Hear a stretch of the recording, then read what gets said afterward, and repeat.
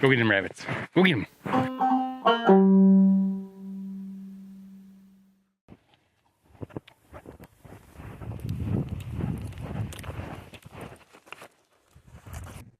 The rabbit we normally go after usually stays over here in this part. And we've never been here early in the morning. Well, early-ish. Probably 8:30, but it feels like 6:30, 7:30. These overcast mornings always just feel long. It'll feel early till noon, and then it'll feel late. But it's probably 15 degrees Fahrenheit this morning. But it's so still. It's a beautiful morning. It's actually quite warm.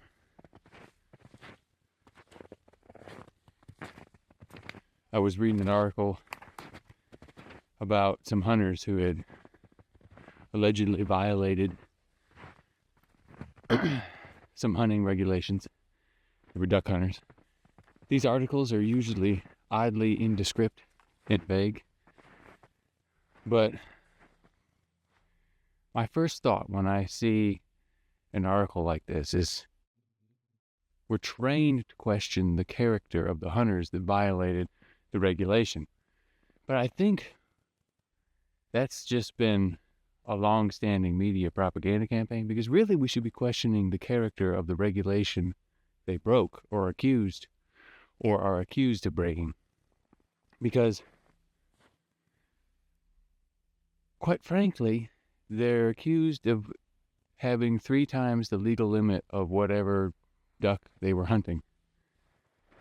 And I mean, the photo I saw was like, wow.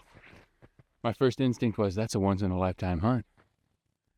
And why doesn't the law or the regulation allow for these once-in-a-lifetime hunts? Like, maybe the regulation shouldn't just be a hard cap. It should be like, if you have a once-in-a-lifetime, like if you exceed 20 birds or whatever, just say, then you're done for the season.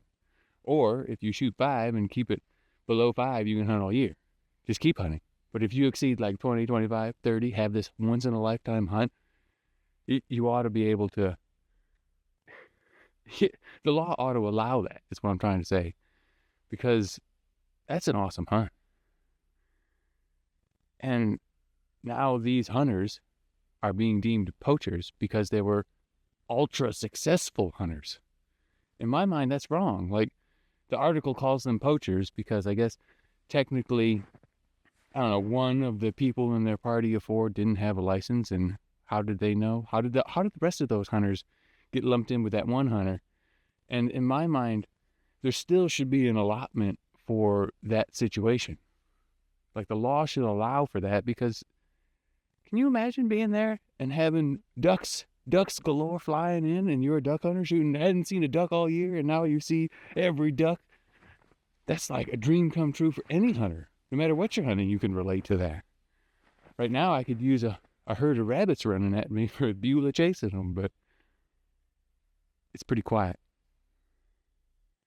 The point is I think a lot of these laws are arbitrary with a good purpose behind them. Like, the reason the law is in place is so that we have more ducks to hunt. But I think the law is too restrictive for these types of situations where you get a hunt of a lifetime, suddenly you're a poacher and not a good conservationist hunter. So, I don't know. I think the law could easily be modified to allow this without sacrificing proper conservation. What do you think? I don't know. I'll post the link to the article in the description. You can read it for yourself. Oh, I better get back to this. I better check Bean. Beulah's all right. We're at a different location, and she's over there cold trailing a rabbit.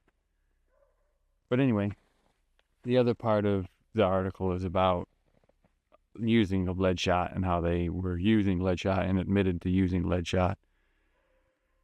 And I don't know. Lead shot's a non-issue with me. I don't know. If any of you know of any good scientific research that actually definitively shows lead toxicity directly correlated to hunters using lead shot, let me know. I'd love to read it. But for me, it's a non-issue. People have been eating and cooking off lead for centuries and centuries. I don't think it's going to hurt anyone. I don't think it's going to hurt the wildlife either. But like I said, if any of you have some research or know of some good research, let me know. Send it my way. I really don't know if it exists. I have a feeling it's some of that,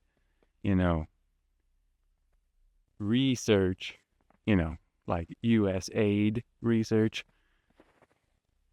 the garbage. But if you have it, send it. I would read it. I'm willing to reconsider my stance on lead shot. But for now, just another bogus law. Something else they can slap on to hunters when they catch them.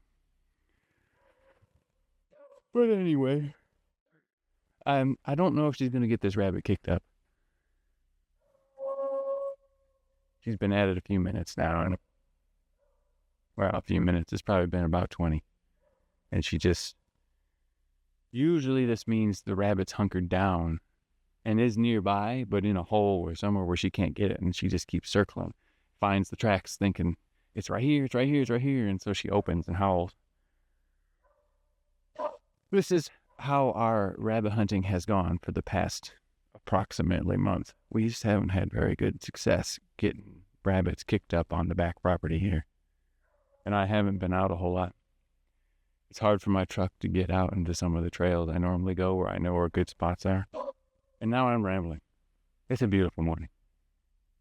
But let me know your thoughts. I don't know. Sometimes my opinions may not be all that popular. But then I find out after sharing them that other people agree with me and are like, finally, someone who said it, lead shot's not a problem, and that the law should allow for hunters to have a once-in-a-lifetime type hunt without, getting ticketed. And without sacrificing conservation. I think there's a way to do both. But if we don't see it here in the field, we'll see in the kingdom. These rabbits. Bunnies in their bunny bunkers. Can't get them out. And there's some good ones over there on the other side of this slough. Low down that's just laminating the floor. You just can't get in there. And now they can be.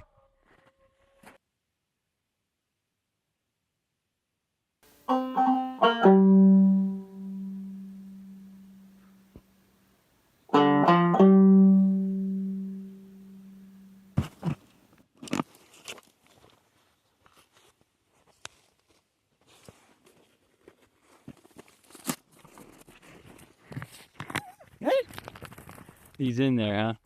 He's got a hole under there. I've lifted it up before. We can't get to him there. Let's go find another one. I was hoping we'd catch him out.